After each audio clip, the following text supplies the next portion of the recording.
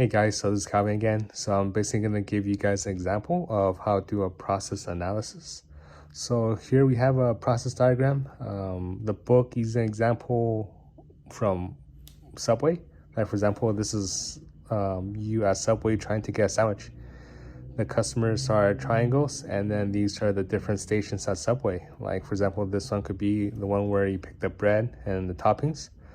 Station 2 could be where, like, if you want to bake the bread, and station 3 is where you pay and grab your sandwich. And a process analysis diagram, the triangles for the customers, the small ones, usually they represent inventory because they do take up space in this whole process. Okay, so let's get started.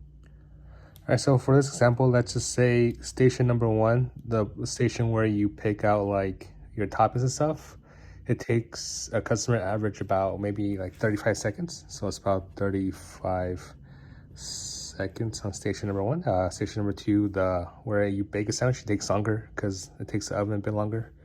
I want to say it's about like 46 seconds. And then to walk over to station 3, walk over to station 3 to pay, it's going to be, let's say, 35 seconds again. Oh, okay, 35 seconds. Okay, so first we find the capacity. Capacity is how many customers you could help. For this one's per second first. So you could help one customer every 35 seconds at station 1, 1 every 46, and 1 every 35. So for this, the next one, we're gonna look at the capacity in hours because that'll help us more. It give us a more general idea. Anyway, how that works is you divide by 35, you get 0.0285. You times that by 60.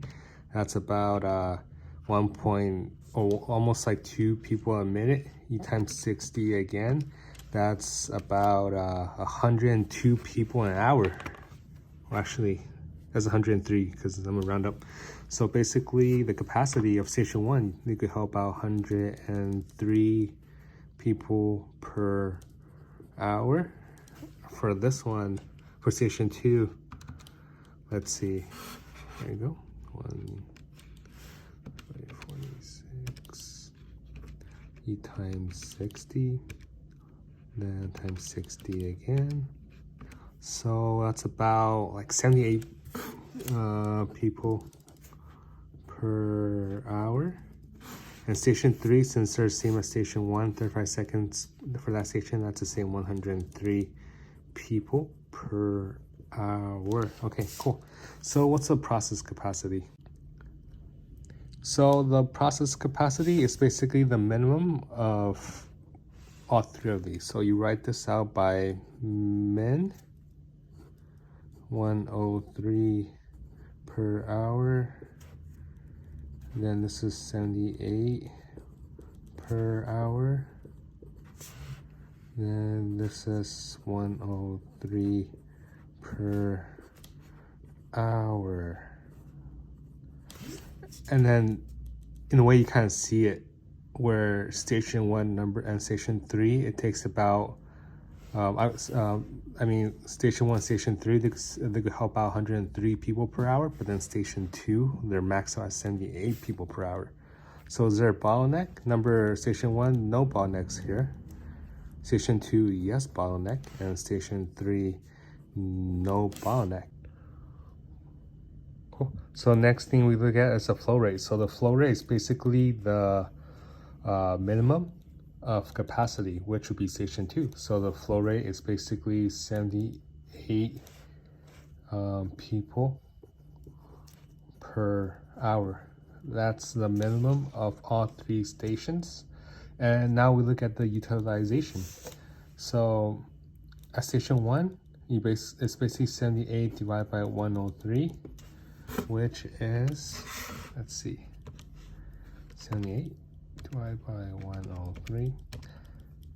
That's about 76%, I would say. Cool, so this is about 76%.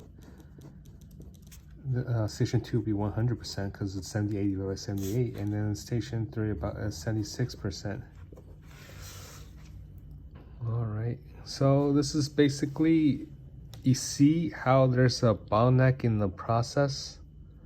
I mean, it's you see it easier through mass. Cool. So then the cycle time. Cycle time is basically 1 divided by the flow rate. And the flow rate represents the minimum amount of people who could help, and then the minimum processing time is about 46 per second. So the flow of the cycle time is basically the same as that. It will be 46 seconds. Oh gosh. Okay. All right. Okay, cool. So let's just go over this and what this means. So imagine that there's a couple customers in the subway and they're on lunch break, so they need to go grab their sandwiches real quick. It takes 35 seconds for the customer at station 1 to get toppings, about 46 seconds for the customer at station 2 to get the sandwich baked in the oven, and then station 3 about 35 seconds to check out.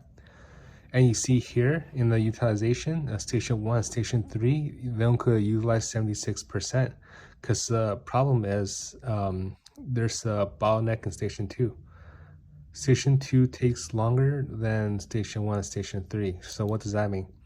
So, for example, the customer is waiting for, or like the employee and the customer, they're both waiting for a sandwich to finish baking in the oven. While they're waiting for the sandwich to bake, the employee in station 3 is not doing anything. He's waiting for the sandwich. He's also waiting for the sandwich to finish. So then he could check out, and then station 1, the employee isn't doing anything too, because he's also waiting for the sandwich to finish baking in the oven. And that creates issues because they're not efficient anymore. Station 1, station 3 can be used to full capacity because they're waiting on station 2. That's why station 2's utilization rate is 100%, because they're using, the employee there is doing everything he could to bake the sandwich in the oven. But station 1 and station 3, they're just waiting for the sandwich to bake before they continue. And